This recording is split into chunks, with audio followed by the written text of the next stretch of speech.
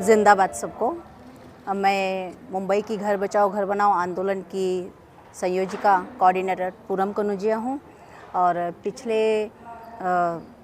15 सालों से 2010 से 2025 चल रहा है। इन 15 सालों में मैंने बस्तियों में काम किया है, घरों के अधिकारों के लिए काम किया है। बस्ती में महिलाओं के लिए टॉयलेट्स नहीं हैं, हेल्थ सेंटर्स नहीं हैं और घर के अलावा उनके राशन की व्यवस्था,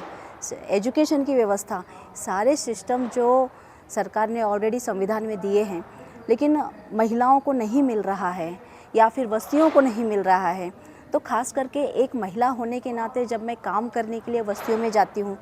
तो महिलाओं का और मेरा जो परिचय होता है ये ओपनली होता है। वो खुलकर अपनी समस्याओं पे बात करती हैं और यही कारण रहा कि मुंबई के अनेक बस्ती, चाहे वो मंडाला की अब तक न बसी हुई बस्ती, लेकिन लोग वहाँ पे रेंट पे रह रहे हैं, उनकी जो समस्याएं हैं महंगाई को लेकर, रोज़गार को लेकर, ये सारी व्यवस्था को लेके, इसके अलावा जो हमारी माहौल की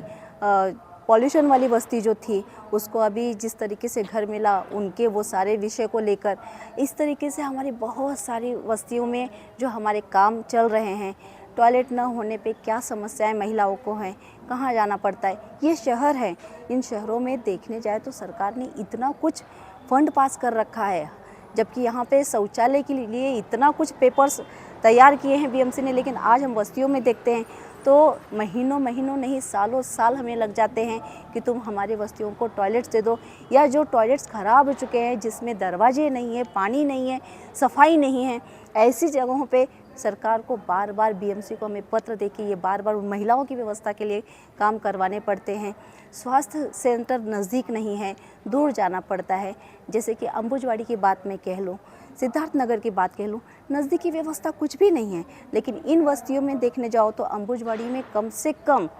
20,000 से ज़्यादा महिलाएं संख्या है,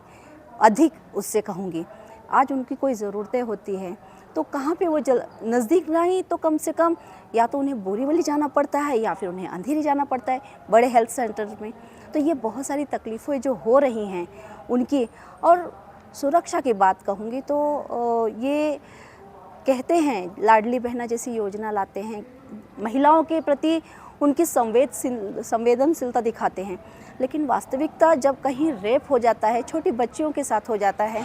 तो क्या ये संवेदनाएं होती हैं? उल्टा जब एनजीओज अगर उनके प्रति आवाज़ उठाते हैं तो सरकार ही कहीं ना कहीं, पुलिस ही कहीं ना कहीं उनको रोकने में बहुत आगे बढ़कर आती है और उस बात को छिपाने में उनको ज़्यादा लगता है कि हम इस बात को छिपा लें तो ज़्यादा अच्छा होगा। बट यहाँ तो सबसे बड़ी तकलीफ़ ये है कि जब महिलाओं को सम्मान की बात करते हो, महिलाओं के शिक्षा की बात करते हो, महिलाओं को आगे बढ़ाने की बात करते हो, लाडली बहना जैसे बात करते हो, तो ये सारी चीज़ें बहुत कुछ हमें सोचने वाली बात है कि क्या वास्तव में महिलाओं के प्रति इस सरकार की संवेदनाएं हैं। ये हमें बहुत लगता है कुछ सोचने जैसा।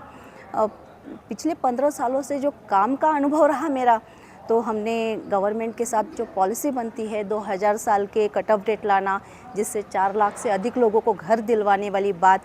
फिर SRA की योजना के अंतर्गत घरों के अधिकार के लिए रेंट वाली बात, जो बिल्डर अपने मनमानी न अधिक देना पड़े करके कम की बात करके लोगों को फंसाते हैं, उस पर एक पॉलिसी स्तर पे हमने वो रेंट अधिक बढ़ा के लिए हैं। हजारों घरों के अधिकार मिले हैं और इसके अलावा ऐसे बहुत सारे